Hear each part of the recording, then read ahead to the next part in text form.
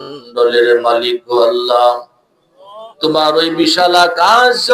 বিএনপির চেয়ারপারসন দেশনেত্রী বেগম খালেদা জিয়ার রুহের মাগফিরাত কামনায় ঠাকুরগাঁওয়ে বালিয়াডাঙ্গি উপজেলার ১ নং পারিয়া ইউনিয়নের ভূমি অফিস সংলগ্ন শনিবার মকবুল মিলারের মাঠে মিলাদ ও দোয়া মাহফিল আয়োজন করা হয়। এ সময় ১ নং পারিয়া ইউনিয়ন বিএনপির সভাপতি ও উপজেলা বিএনপির আহ্বায়ক কমিটির সদস্য সচিব ও অ্যাডভোকেট জিল্লুর রহমান, ইউনিয়ন বিএনপির সাধারণ সম্পাদক শাহিন আক্তার সহ সাংগঠনিক সম্পাদক আরফান আলী এর নেতৃত্বে এ আয়োজন অনুষ্ঠিত হয়।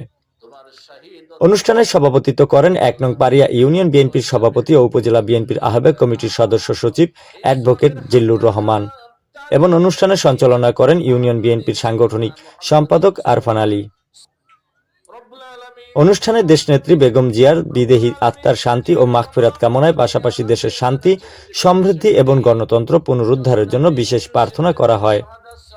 এ সময় অনুষ্ঠানে বিএনপি ও অঙ্গ সংগঠনের নেতাকর্মী ও ধর্মপ্রাণ মুসল্লি ও এলাকার গণ্যমান্য ব্যক্তিবর্গরা উপস্থিত ছিলেন।